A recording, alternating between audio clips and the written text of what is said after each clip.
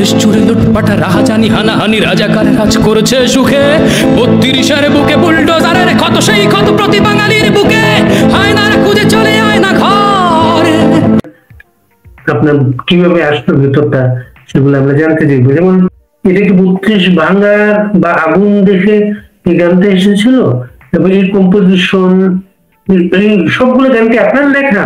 এগুলো কত সময় নিতেন? আমার গান যেগুলো আছে সবগুলো গানই আমার লেখা, শুধু তার মধ্যে গানের একটা যেটা রয়েছে যে কারামোর ঘর ভেঙে যে স্মরণ আছে, যেটা গণসঙ্গীত, যেটা ছিল সান্যাল যিনি ছিলেন তার মানে সেই গণসঙ্গীতটা, সেটার থেকে কিছু অংশ নেওয়া, কিছু ক্রিয়েটিভ আমার কিছু তৈরি করা, ভিতরে কথাবার্তা সব মিলিয়ে ওটা একটা মিক্সড রয়েছে। এছাড়া বাকি যত গান রয়েছে সেগুলো সব আমারই লেখা। আর যেটা বলেন আপনি যে ৩২-এর ক্ষত, সেই ক্ষতটা তো আসলে বাংলা ভাষাভাষী প্রত্যেকটা মানুষের বুকের ক্ষত, তো সেখান থেকে আর কি গানটা লেখা।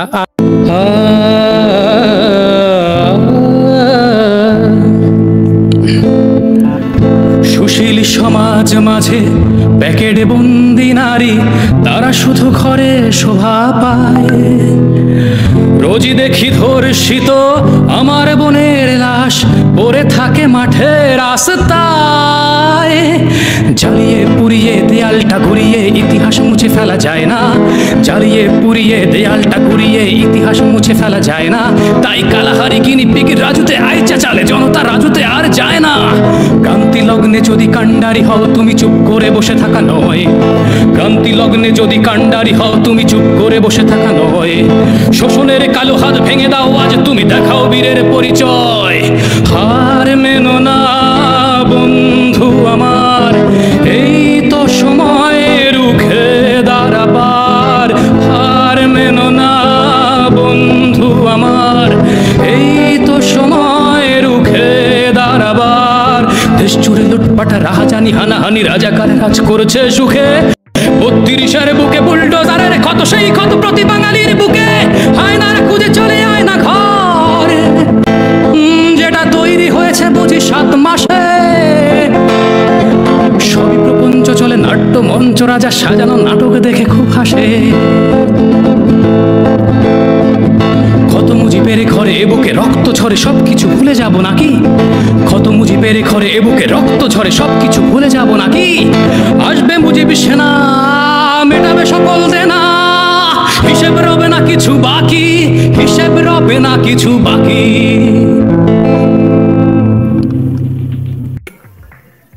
আমরা কিন্তু আমাদের ভেতরটা কিন্তু না দে আপনার সেই উচ্চারণ আওয়াজ। বাংলাদেশের যে অবস্থা সেখানে মনে হচ্ছে বাংলাদেশের ভিতরেই কিছুদিন পরে হয়তো ভিজিটার আইডি দিয়ে ঢুকতে হবে। হ্যাঁ, মানে যেভাবে বিদেশিদের হস্তান্তর দেখা যাচ্ছে, যে হয়তো এরকমই হলো যে বাংলাদেশের মধ্যে সবার ভিজিটার আইডি লাগছে, ফ্যাসিলিটি থাকবে, যে ফ্যাসিলিটি সেখানে চাঁদাবাজি হচ্ছে ফ্যাসিলিটি, আর সার্বভৌমত্ব সেটা 50% থাকবে আর কি। তো যাই হোক, এবার যেহেতু বর্তমানের সাথে যদি আমি বলি, তবে আমি শেষের গানটা শোনাবো, যেটা আমি লাস্ট লিখলাম আর কি, মানে সবাইকে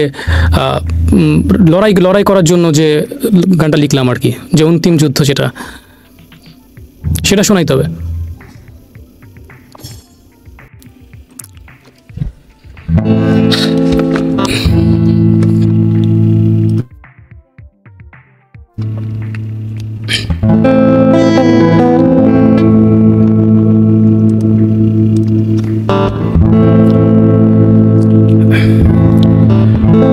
ঢাকেলো যুদ্ধের রণসাজে সাজো তুমি, পরিচয় দাও যোদ্ধার। জনতার দখলে আসুক শহর গণতন্ত্রের পুনরুদ্ধার। ঢাকেলো যুদ্ধের রণসাজে সাজো তুমি, পরিচয় দাও যোদ্ধার। জনতার দখলে আসুক শহর গণতন্ত্রের পুনরুদ্ধার। আমাদের মিছিলের গর্জন শুনে ওঠে দখলদারের বুকে ঝড়। জয় বাংলার ধ্বনি উঠলে কণ্ঠে শোষকের গদি কাঁপে থর থর। থেমে থাক কাজ আজ থমকে যাক শহর, রক্তে জ্বলছে প্রতিশোধ। থেমে থাক কাজ আজ থমকে যাক শহর, রক্তে জ্বলছে প্রতিশোধ। অন্তিম যুদ্ধের এই তো সময় আসে, বাতাসেও মুক্তির গন্ধ। পথে নামো কমরেড, মানব না ব্যারিকেড, শোষণের রাজ হবে বন্ধ। অন্তিম যুদ্ধের এই তো সময় আসে, বাতাসেও মুক্তির গন্ধ। পথে নামো কমরেড, মানব না ব্যারিকেড, শোষণের রাজ হবে বন্ধ।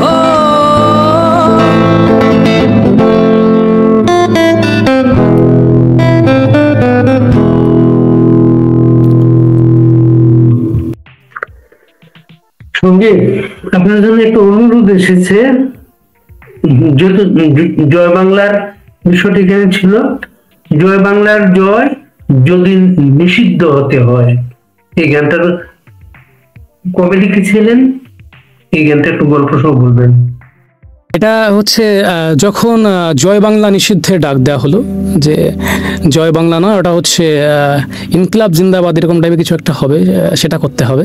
তো যাই হোক, বাঙালি মানুষ জয় বাংলা না বলে অন্য কিছু বলবো, সেটা হয়তো আমার খুব লাগলো আর কি অন্তরে, যে না না সেটা হবে না। তো তখনই আর কি এটা লেখা আছে যে জয় বাংলার জয় নিষিদ্ধ হতে হয়। তবে গানের সত্যি বলবো কি, আমি আজকে গানের প্রস্তুতি একদমই ছিল না আমার, যে আলোচনা হবে হয়তো জন্য আমার লিরিক্স খুব ভুল হতে পারে। হ্যাঁ, মানে অনেকগুলো গান লিখেছি না, তো কি হচ্ছে একটা গানের সাথে অন্য কোনো গান মানে মার্জ হয়ে যাচ্ছে, একটার সাথে অন্য লিরিক্স ঢুকে যাচ্ছে। তো চেষ্টা করছি আমি।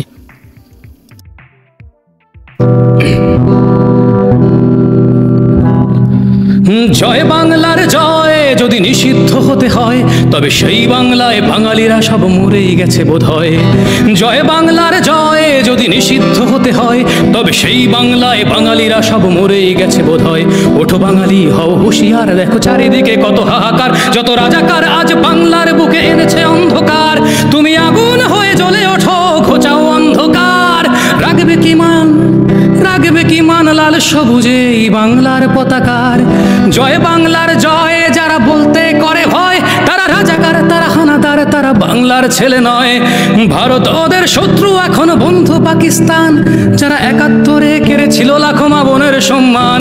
সেই হানাদার আজ বাংলার বুকে এনেছে আবার ঝড়, এই হানাদারদের বাবা দাদা ছিল পাক সেনাদের চর। জয় বাংলার জয় যারা বলতে করে ভয়, তারা রাজাকার, তারা হানাদার, তারা বাংলার ছেলে নয়।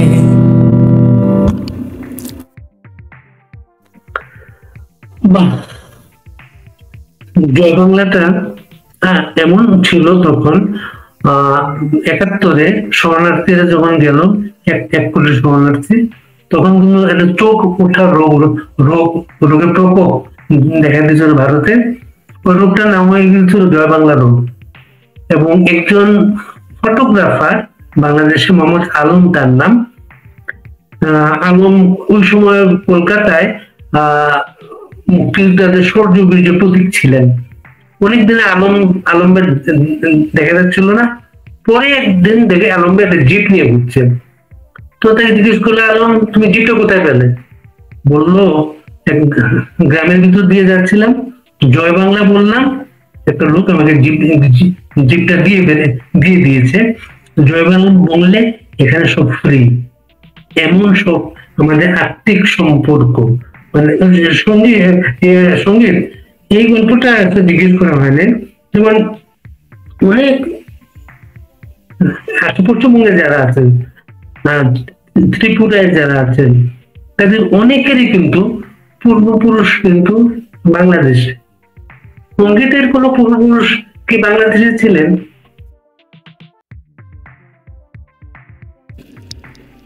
আমার দাদু বাংলাদেশে ছিলেন, উনি বাংলাদেশে গান করতেন। আমার দাদু, বড় দাদু, ছোট দাদু সবাই ওনার বাংলাদেশে ছিলেন। তো ওখানেই গান করেছেন। ১৯৭১ সালের সময় এখানে আসেন, যখন যুদ্ধের সময় উনি এখানে এসে গান করেছেন দুবাংলায়। এমনকি আমার দাদুর অনেক শিষ্য রয়েছে যারা আসলে এই বাংলা এবং ও বাংলায় যারা কবি গান এখন করে।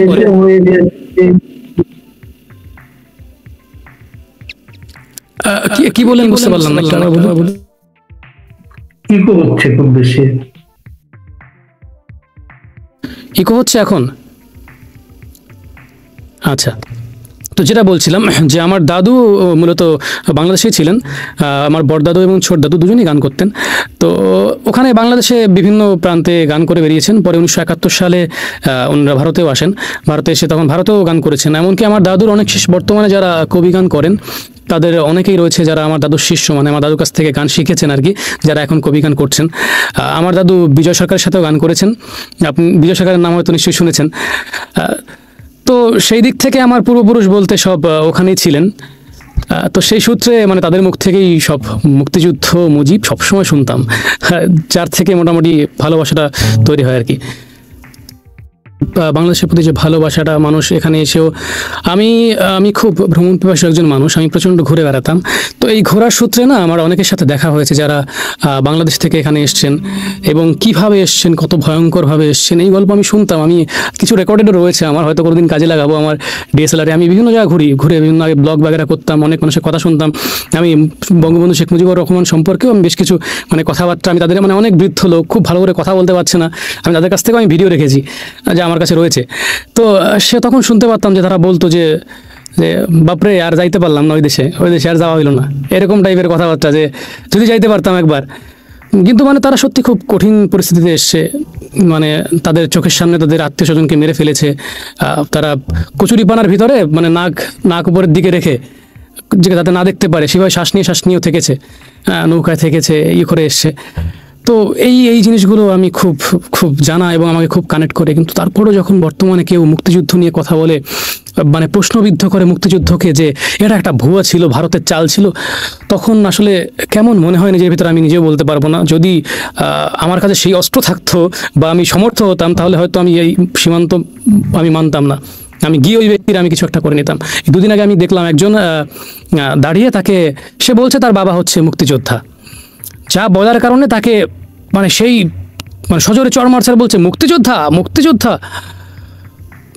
কি বিভৎস লেগেছে আমার। আমি যদি ওই ব্যক্তিকে পেতাম, আপনি খোঁজ নিয়ে দেখুন যে হয়তো এর বাপদাদা বা তার আত্মীয় স্বজনের কেউ হয়তো 71 সালে নারী পাচারের ক্ষেত্রে যাচ্ছিল, হয়তো মুক্তিযুদ্ধের গুলিতে মারা গেছে, ঠিক আছে? তো সেই ক্ষোভটা রয়েছে, সেই ক্ষোভটা দেখাচ্ছিল ওখানে। তো সেদিক দিয়ে আমার প্রচণ্ড খারাপ লাগে। তো গানের ক্ষেত্রে কোন গানে আসি এখন? আসলে গানের প্রস্তুতি একদমই ছিল না, চেষ্টা করছি আমি কোনো একটা। আমি আজকে গান তৈরি করছি, হ্যাঁ, এমন হচ্ছে যে আমি গানের লিরিক্স ভুলে গেছি, আমি নিজের মতো করে সুর করে ইনস্ট্যান্ট যেরকম গাইতে হয় সেরকম গাচ্ছি আর কি আজকে।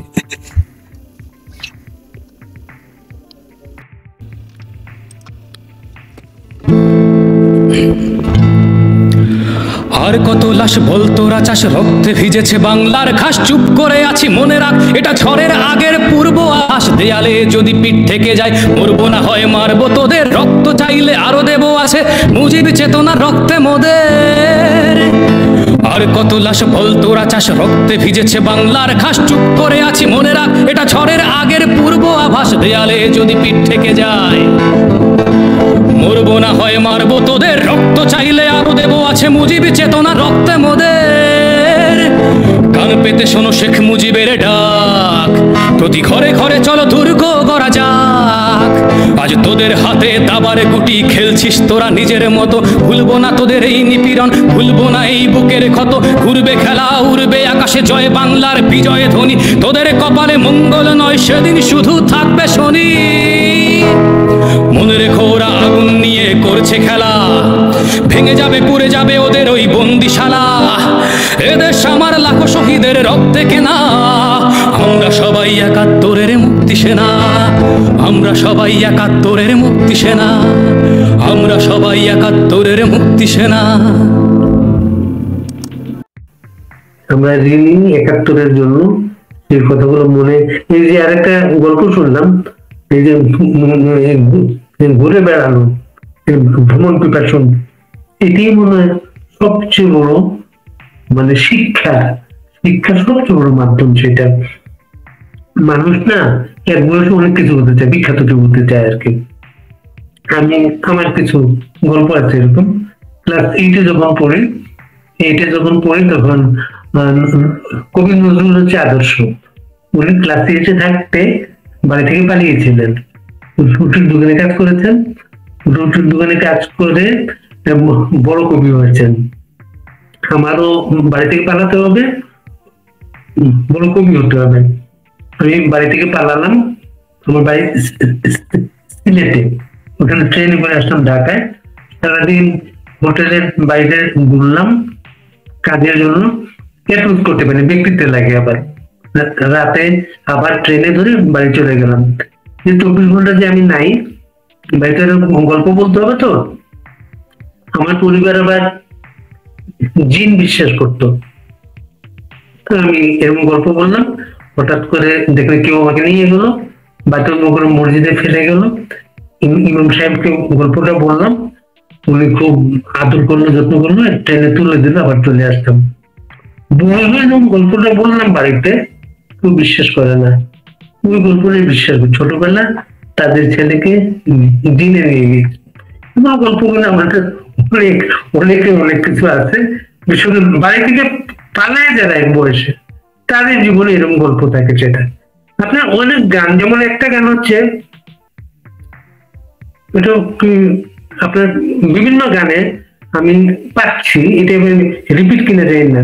যেমন হচ্ছে ওঠো বাঙালি, ভেঙে দেওয়া যত শোষণের যাতা কল, এটা কি গেয়ে ফেলেছেন দেখি? না না না। আরেকটা ব্যাপার আমরা জানতে চাই, যে একটা গান লিখতে আপনি কি তাৎক্ষণিক মাথায় আসে না, সময় লাগে সেটা গানটা কি কত সময় লাগে? আমার গানটা লিখতে সময় লাগে না। গানটা আসলে, কারণ যে জিনিসগুলো দেখি এখানে, আমার বোধ হয় ক্যামেরাটা বন্ধ হয়ে গেল। আচ্ছা, তো সেটাতে আমার সময় লাগে না আসলে। যেগুলো ঘটে সেটা দেখে তো আর মানে ভেবে লিখতে হয় না যে কি লিখবো। মানে সে বর্তমানে তো বাংলাদেশে যদি কেউ নেটফ্লিক্সে কোনো ফিকশন বা থ্রিলার কিছু তৈরি করতে চায়, তাহলে তাকে কিছু ভাবতে হবে না। সে একটা ক্যামেরা হাতে নিয়ে স্ট্রিটে হাঁটবে, রাস্তা হাঁটবে, একটা ক্রাইম থ্রিলার এমনি তৈরি হয়ে যাবে। মানে এমন বিভৎস ঘটনা ঘটে। তো সেই অনুযায়ী আমাকে ভাবতে হয় না। যে ছন্দের ব্যাপারটা বলতে পারেন আপনি, গানের ক্ষেত্রে ছন্দ থাকে, সেটা ওই বললাম আমার দাদুর কাছ থেকে পাওয়া, কিংবা ঈশ্বর প্রদত্ত বলুন, যে মানে সেটা রাইম করে লিখে ফেলা খুব শীঘ্রই আমার হয়ে যায়। এটাতে আমার সময় লাগে না। আসলে আমার সময় লাগে হচ্ছে, আমি যেহেতু সবকটা কাজ আমাকে একার হাতে করতে হয়, আমি একটা গান লিখি, সেটাকে সুর করে সেটাকে আমি আমার বাড়িতে যে ছোটো একটা হোম স্টুডিও রয়েছে সেখানে আমি রেকর্ড করে সেটাকে তারপরে আবার কাজ করা, ওটার মিক্সিং মাস্টারিং করা। দেন আমার ভিডিও করার জন্য আমার একটা ছোট ভাই আছে, মানে আমার পিস্তত ভাই আছে, মামাতো ভাই আছে, এখানে এরা থাকে যারা, এদের ডেকে নিই যে একটু ধরতে হবে ক্যামেরাটা, এভাবে একটু ভিডিও করতে হবে। আমার কোনো টিম নেই যে আমি 10 হাতে কাজ করছি, এমন নয়। হ্যাঁ, অনেকে তো বলে এরকম, মানে এমন বলে যে শেখ হাসিনা যখন গেছিলেন, মুজিব কন্যা যখন হয়তো হেলিকপ্টার নিয়ে যাচ্ছিলেন, তিনি হয়তো 200-300 বস্তা টাকা নিয়ে যাচ্ছিলেন, 4-5 বস্তা আমার বাড়িতে ফেলে গেছে আর কি, উপর দিয়ে যাওয়ার সময়। তো সেভাবে কাজ করছি আমি। তো কিছু লোক এভাবেও বলে আর কি। তো শুনি আর কি, শুনে আর কি করা যাবে, ঠিক আছে। তো কিন্তু আমার কাজ এভাবে করতে হয় আর কি। তাকে বলি একটু ক্যামেরাটা ধরলো, সেই ক্যামেরার ভিডিওটা করলাম। দেন সেটাকে আমাকে ফিল্মোরায় নিয়ে গিয়ে এডিট করা থেকে শুরু করে এভরিথিং, যে আমাকে একটা ইউটিউবে ছাড়ার জন্য একটা থাম্বনেল ক্রিয়েট করতে হবে, সেটাকে আমাকে ক্রিয়েট করতে হয়। তো আমার সময়টা ওখানে যায়। আমি যদি আমার টিম থাকতো, তাহলে আমি গান একদিনে আমার একটা করে ফেলা কোনো ব্যাপার না। আমার যেহেতু আমার গান লিখতে সময় লাগে না, মানে বর্তমান পরিস্থিতি নিয়ে আমার লিখতে একদমই সময় লাগে না। এমন হয়েছে আমি 20 মিনিটে আমার একটা গান রেডি হয়ে গেছে। জয় বাংলা জয় মুক্তিবাহিনী, এই গান আমার এরকম নয় যে আমি অনেক ভেবে চিন্তে গান লিখেছি, এরকম একদমই নয়। এগুলো আমার একদম তাৎক্ষণিকভাবেই লেখা, বসে যে জিনিসগুলোই হচ্ছে সেগুলো নিয়ে লেখা।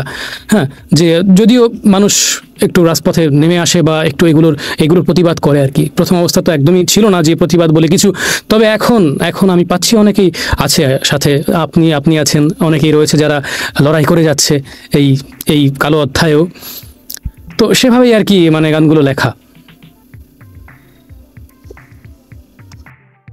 আপনি যে কত একবারে ছিন্নমূল গায়ক, কিন্তু আপনি ছিন্নমূল গায়ক, একেবারে ভেতর থেকে আসে একটা গান, ওইটা কম্পোজ করেন, ওইটা লিখেন, আপনার বাড়িতে যে আছে তাকে ক্যামেরা ধরতে দেন। এই গল্পগুলো কিন্তু অনেকের কাছে গল্প মনে হতে পারে, কিন্তু বাস্তব হচ্ছে যারা কিছু করে তাদের বেশিরভাগ গল্প কিন্তু এরকমই। কিন্তু হাজার হাজার কোটি টাকা দিয়ে একজন গায়ক তৈরি করা যাবে না, শিল্পী তৈরি করা যাবে না। শিল্পীটা স্রষ্টা ভেতর থেকে আসে। আর আরেকটা ব্যাপার হচ্ছে, আমি একজন সাংবাদিক হিসেবে আমি যেটা মনে করি আর কি, অসন্তুষ্টি যে কোনো শিল্পীর বড় অবলম্বন। আমি যদি আমার কাছে সন্তুষ্ট হয়ে যাই, আমি কিন্তু এখানে শেষ। আমি যদি আমাকে অসন্তুষ্ট দেখি, সবসময় কিছু করার চেষ্টা করবেন। আপনার নিজেও একজন অসন্তুষ্ট মানুষ। এখন কোন গানটা গাইবেন আপনি ঠিক করেন।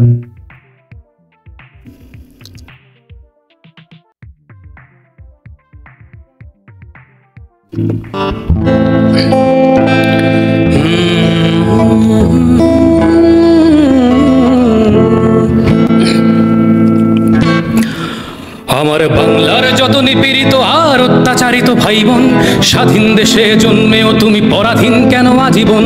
বাংলার যত নিপীড়িত আর অত্যাচারিত ভাই বোন, স্বাধীন দেশে জন্মেও তুমি পরাধীন কেন আজীবন?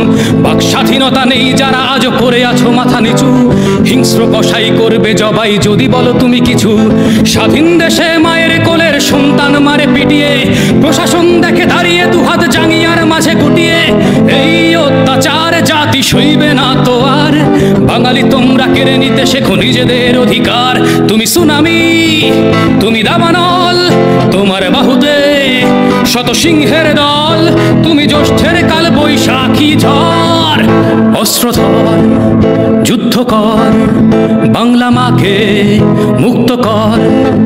অস্ত্রধর, যুদ্ধ কর, বাংলা মাকে মুক্ত কর। আমার বাংলার যত নিপীড়িত আর অত্যাচারিত ভাই বোন, স্বাধীন দেশে জন্মেও তুমি পরাধীন কেন আজীবন? বাক স্বাধীনতা নেই যারা আজও করে আছো মাথা নিচু, হিংস্র কসাই করবে জবাই যদি বলো তুমি কিছু। স্বাধীন দেশে মায়ের কোলের সন্তান মারে পিটিয়ে, প্রশাসন দেখে দাঁড়িয়ে দুহাত জাঙ্গিয়ার মাঝে গুটিয়ে। এই অত্যাচার জাতি সইবে না তো আর, বাঙালি তোমরা কেড়ে নিতে শেখো নিজেদের অধিকার। তুমি সুনামি, তুমি দাবানল, তোমার বাহুতে শত সিংহের বল, তুমি জ্যৈষ্ঠের কাল বৈশাখী ঝড়।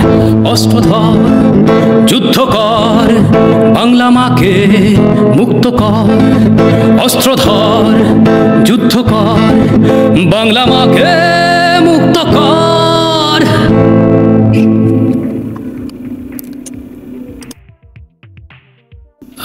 গানটা শোনানো একটু কষ্টকর হবে, আমি গল্পটা বলি আগে, কারণ যেহেতু এটা র্যাপ সং তো পিছনে একটা ব্যাকগ্রাউন্ডে একটা মিউজিক না বাজলে সেটা খুব কঠিন হয়ে যায় আর কি গাওয়াটা।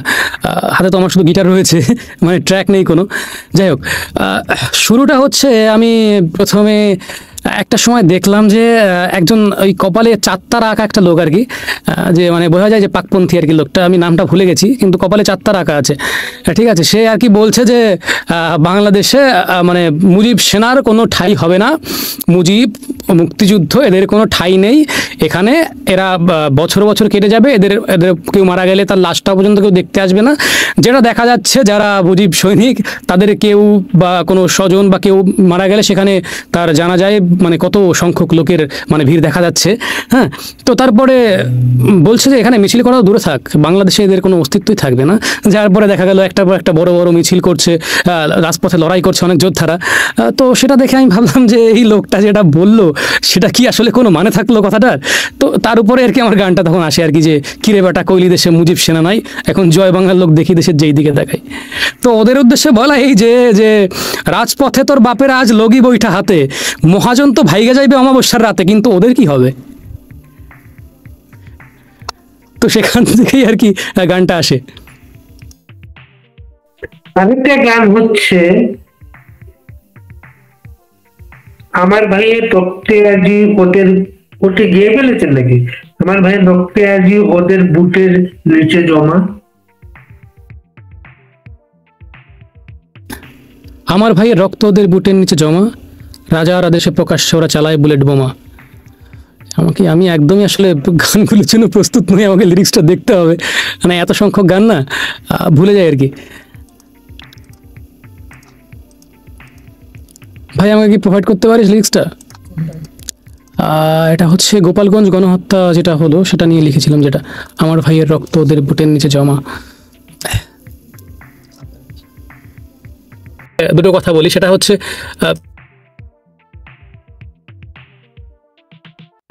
আমি কিন্তু আপনার কিছু ভিডিও খুব দেখি, সেটা হচ্ছে আপনি মানে গ্রাম বাংলার মানে পরিবেশগুলো নিয়ে বেশ কিছু ভিডিও আপনি শেয়ার করেন, যেগুলো দেখে আমার এতটা নস্টালজিক ফিল হয়, আমি কি বলবো, যে মুড়ি ভাজা হচ্ছে গ্রাম্য পরিবেশে, তারপরে মানে সেই গ্রাম বাংলার একদম যে যে দৃশ্যগুলো, মানে এগুলো কি আপনার কাছে মানে আপনার কালেক্টেড রয়েছে বা আপনি কোত্থেকে এগুলো শেয়ার করছেন? আমার মানে সত্যি খুব ভালো লাগে। আমি মাঝে মাঝে যখনই আমি খুব মানে একা বসে আছি বা কিছু নস্টালজিক ফিল করি, আমি আপনার ওই ভিডিওগুলো দেখি, আমার মানে খুব ভালো লাগে।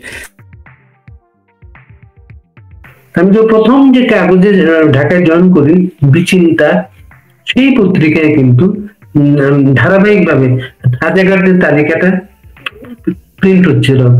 ওই তালিকা দেখে পিরোজপুরের একটা গ্রাম থেকে মুক্তিযোদ্ধারা আমাদের চিঠি লেখেন যে আমাদের এখানে 71-এ দিলে রাজাকার বলে একটা রাজাকার ছিল, মুক্তিযুদ্ধের পরে সে পালিয়ে গেছে, ওগুলো আমরা ধরতে পারিনি।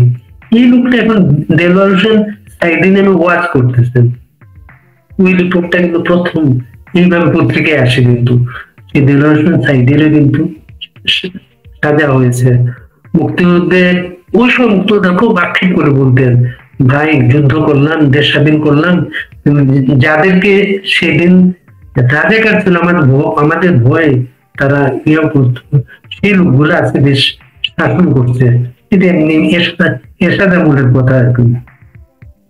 আর ওই সময় এই যত গ্রামগঞ্জে ঘুরে বেড়াতাম, ওই কালেকশনটা তখন কিছু ছিল। আর এখন তো ফেসবুকেও কিন্তু অনেকের কিন্তু প্রচুর ইয়ে পাওয়া যায়, সেগুলো শেয়ার করার চেষ্টা করি।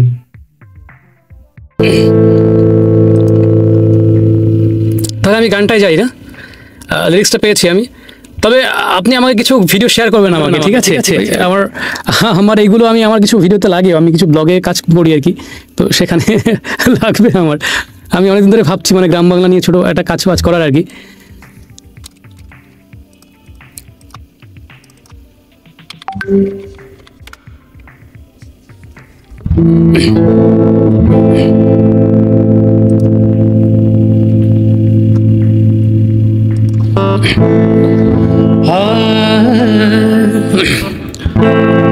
আমার ভাইয়ের রক্ত ওদের বুটের নিচে জমা, রাজার আদেশে প্রকাশ্যে ওরা চালায় বুলেট বোমা।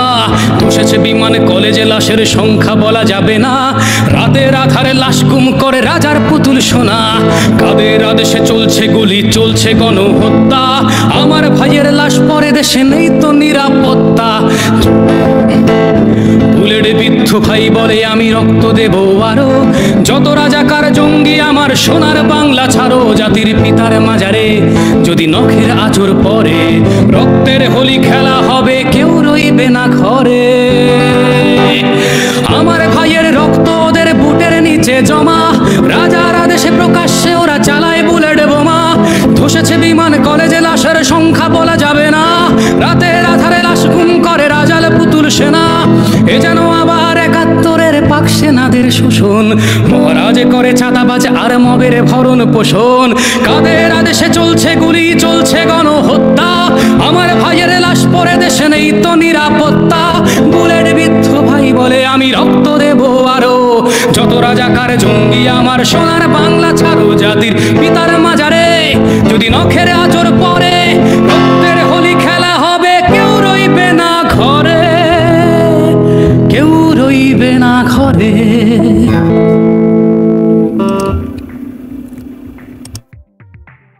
আচ্ছা, তাহলে আমি জয় বাংলা জয় গানটাই করি। আর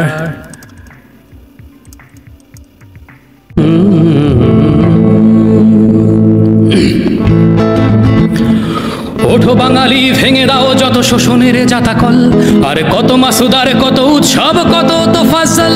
এটা মীর জাফর আর মোহাম্মদ আলী জিন্নার দেশে নয়, চিৎকার করে বলো বাঙালি জয় বাংলার জয়। ওদের হোটেলে ডাল তরকারি, ওদের হোটেলে ডাল তরকারি ভাত যত খুশি চান, দাম বেশি নয়, চাই শুধু রক্ত মাংস প্রাণ। যদি আমার ভাইয়ের আর এক ফোঁটাও রক্ত ঝরেছে দেশে, যুদ্ধে নামবে জনতা আবার মুক্তি সেনার বেশে। বেতার কেন্দ্রে শানিত হবে মুক্তির জয়গান, রক্ত দিয়েও করবে লড়াই লাখো বীর সন্তান। মৃত দেহে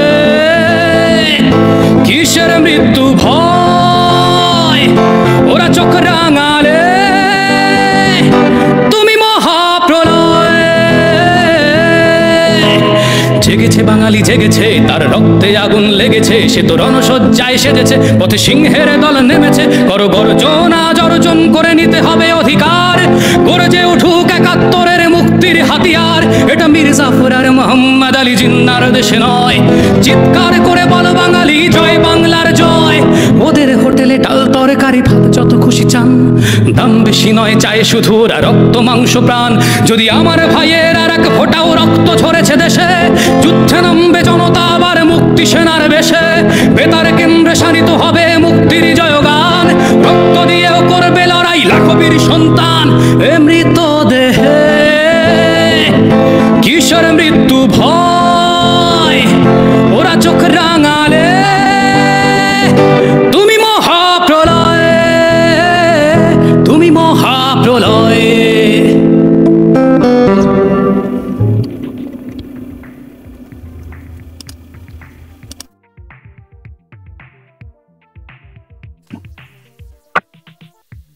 আমাদের অনুরোধের 3টা গানে একটা গান আমরা শুনে ফেললাম। আপনি আপনি আমার মনে হয় গান আজ থাক। আসলে আমি লিরিক্স ভুলে যাচ্ছি, তাও আমাকে যে কোনোভাবে মেনটেন করে বিভিন্ন ঘুরিয়ে লাইন এনে আর কি আমাকে কাজ করতে হচ্ছে।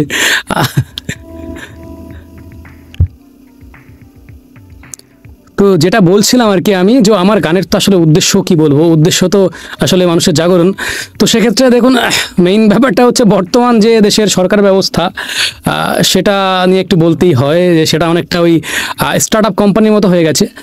যে যার সিইও রয়েছেন আমাদের শান্তি কাকু, চিফ এক্সিকিউটিভ অফিসার, তো সে তো এখন চিফ এক্সিকিউটিভ না হলেও চিফ এক্সকিউজ অফিসার হয়ে গেছে। তার you should shut the door. হ্যাঁ, তো সে তো এখন এক্সকিউজ অফিসার হয়ে গেছে, তার তো এখন অজুহাতের অন্ত নেই। হ্যাঁ, তো তার অজুহাত এরকম টাইপের হয় যে দেশ চালাতে পারি নাই কারণ আজকে সকালে সূর্য উঠেছিল। তো এরকম তো ব্যবসা আবার বর্তমানে। তো সেক্ষেত্রে আমি বলবো যে এবার এই সব যে এখন বর্তমানে যে পাক মতাদর্শ দেখা যাচ্ছে, বারবার করে লাইফটাকে তোমরা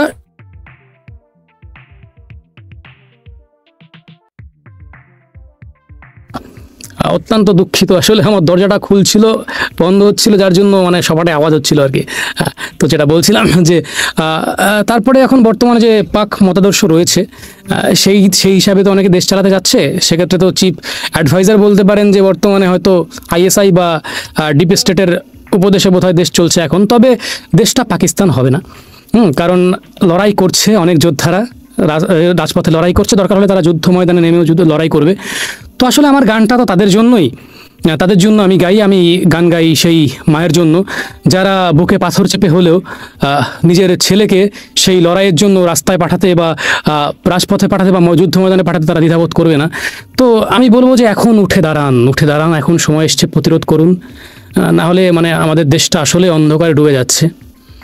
এখনই আমাদের হাতেই আবার সেই জাগরণের দ্বারা এই দেশের মুক্তি সম্ভব। আর যে ক্ষেত্রে আপনারা কাজ করছেন যারা, আমার মনে হয় যে আপনাদেরও একটা ইউনিটি তৈরি করা দরকার যারা কাজ করছেন একসাথে। যেমন অনেকেই আমি দেখেছি খুব ভালো কাজ করে, যেমন কাজী মামুন ভাইয়ের কাজ দেখেছি আমি, অমি ভাইয়ের কাজ দেখেছি আমি, বঙ্গকথায় রয়েছে আমাদের মার্টিন দিদি, তার কাজ, আপনি কাজ করছেন। মানে যারা কাজ করছেন আমার মনে হয় তাদের এক হয়ে মানে কোনো রকম দ্বিধাবন্ধ না রেখে একসাথে কাজ করা উচিত। বা সবাই যদি একটা কোলাবোরেশন টাইপের কিছু করে কাজ করেন, তাতে হয়তো যদি আরও লোকের কাছে পৌঁছানো যায়। আসলে আমাদের তো উদ্দেশ্য একটাই, যে বেশি করে লোকের কাছে পৌঁছানো। তো আমি চাইবো যে আমাদের মধ্যেকার কোনো মানে বিভেদ না হয়। আমি দেখেছিলাম মাঝে বেশ কিছু আমাদের মাঝে কিছু বিভেদ সৃষ্টি করার তো চেষ্টা করছিল কিছু বাইরের শক্তি আর কি, যেগুলো প্রতিহত করা হয়েছে। তো আমি চাইবো যে আমরা সবাই একসাথে লড়ি, একে অপরকে সাহায্য করি। হ্যাঁ, এভাবেই আসলে আমাদের দেশটাকে এখন বাঁচানো সম্ভব। কিছু পাওয়ার আশায় যুদ্ধে যাওয়া যায় না, কিছু পাওয়ার আশায় মরতে যাওয়া যায় না। কাজেই এদের আরেকটা যুদ্ধ চলছে। সেই যুদ্ধে এখন আপনি বাংলাদেশে যত মিছিল দেখেন, 99% ইয়াং ব্লাড, নতুন একটা জেনারেশন। এবং আরেকটা গুরুত্বপূর্ণ হচ্ছে বাংলাদেশের একজন শেখ হাসিনা আছেন, যিনি এই বয়সে প্রতিদিন তার সারা দেশের নেতা কর্মীর সঙ্গে কথা বলেন। আমি অনেক ছেলেকে আমি এখানে প্রোগ্রামে মানে আমাকে বলে আমি 5বার কথা বলেছি, আমি 7বার কথা বলেছি। মানে এটা গ্রাসরুটের ছেলেরা। কাজে আমরা হারবো না কিন্তু সঙ্গে।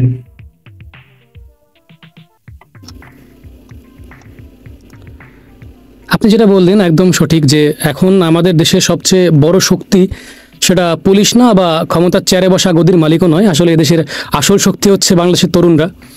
তো পরিবর্তন তো বাইরে থেকে আসবে না, আমাদের হাতেই ভবিষ্যতের সুইচ। তো আজ আমরা যেমন যে রিল স্ক্রল করি, সেই স্ক্রল করার মতো যদি বর্তমান সংকটটাকে স্ক্রল করে যাই, তাহলে দেশ অন্ধকারে ডুবে যাবে। কিন্তু সেটা হবে না। তরুণ প্রজন্ম আস্তে আস্তে জেগে উঠছে। কারণ যদি সেই অন্ধকারে ডুবে যায়, তখন ভবিষ্যৎ প্রজন্ম আমাদের জিজ্ঞেস করবে যে দেশ যখন ধ্বংস হচ্ছিল তখন তোমরা কই ছিলে। তো আমি চাই না সেই লজ্জার দিন দেখতে। হ্যাঁ, যারা ইতিহাসকে মোটামুটি রিসেট করতে চায়, তো তাদের জায়গা ক্ষমতার টেবিলে নয়, টয়লেটে হওয়া উচিত। এবং সেটাকে ফ্লাশ আউট করার দায়িত্ব আমাদের। তো আস্তে করে বাংলাদেশ জাগছে, মানুষ জাগছে, মুজিব সেনারা প্রস্তুত। এবার ইতিহাস আবার লেখা হবে মানুষের হাতে, মানুষের ভাষায়, মানুষের রক্তে ঘামে। তো সেটাই আমাদের প্রত্যাশা এবং সেটা নিশ্চয়ই হবে।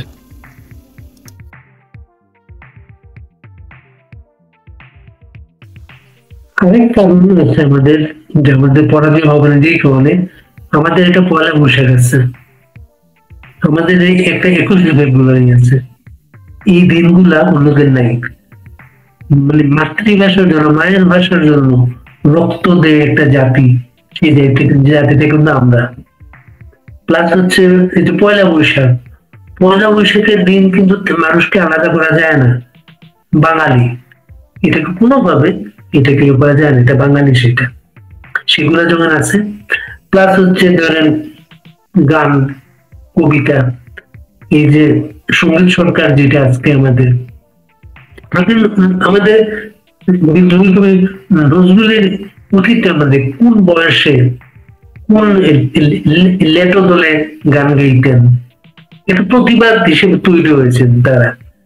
তাদের নিয়ে তারা প্রথাগত শিক্ষায় শিক্ষিত হননি বা হতে পারেননি, তাদের নিয়ে কিন্তু গবেষণা হয়, তাদের নিয়ে পিএইচডি হয়। এমন সব শক্তি কিন্তু আমাদের ভেতরে আছে। আর আপনি যে বললেন না, আপনার দাদুরা যেগুলো গান গাইতেন, নিজের পল্লী জীবন ছিল আমাদের, এটার সাথে আমাদের অর্থনীতির সাথে গান, যাত্রাপালা অনেক জড়িত ছিল। পরিবর্তন এসেছে ঠিক, গানের মানুষগুলো কিন্তু এখনো কিন্তু গ্রামে গঞ্জে আছেন। গ্রামের বাজারে গেলে আমরা দেখি এই মানুষগুলোই কিন্তু আমাদের অসাম্প্রদায়িক মানুষ। কিন্তু আমাদের খুব গুরুত্বপূর্ণ হচ্ছে আমাদের এটা অসাম্প্রদায়িক সমাজ, বাঙালি সমাজ যেটা, এটাকে ধ্বংস করতে পারবে না। এবং সঙ্গীত সরকাররা এইভাবে কিন্তু উঠে আসে। আপনি আপনার অডিয়েন্সকে শেষ কিছু আহ্বান আপনি জানাবেন এবং শেষ গান যেটা নিয়ে আমরা শেষ করবো।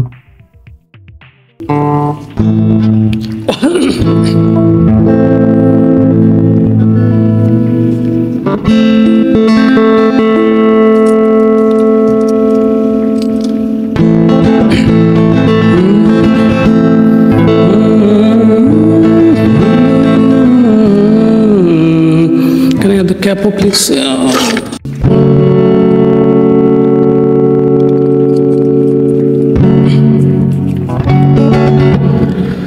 কত দেহ প্রাণ হলো বলিদান, কত ফুল গেল ঝরে, রক্তের নদী পাড়ি দিবে যদি বৈঠা চালাও জোরে। কত দেহ প্রাণ হলো বলিদান, কত ফুল গেল ঝরে, রক্তের নদী পাড়ি দিবে যদি বৈঠা চালাও জোরে। ভাঙা তরিয়ার ছেঁড়া পাল নিয়ে লড়বে মুক্তি সেনা, শকুনের হাতে স্বাধীনতা লাঞ্ছিত হতে সে দেবে না। বেয়নেটে রাইফেলে আজ যে সাথীর প্রাণ গিয়েছে, সে প্রাণের বদলা নিতে প্রাণে প্রাণ আজ জেগেছে। সে আমার রক্তে ধোয়া দিন, চেতনায় হানছে আঘাত, চেতনায় হানছে আঘাত, চেতনায় হানছে আঘাত। জাগ জনতা দুরন্ত সঙ্গী, দুরন্ত সঙ্গী। কারা মোর ঘর ভেঙেছে স্মরণ আছে, কারা মোর ঘর ভেঙেছে স্মরণ আছে।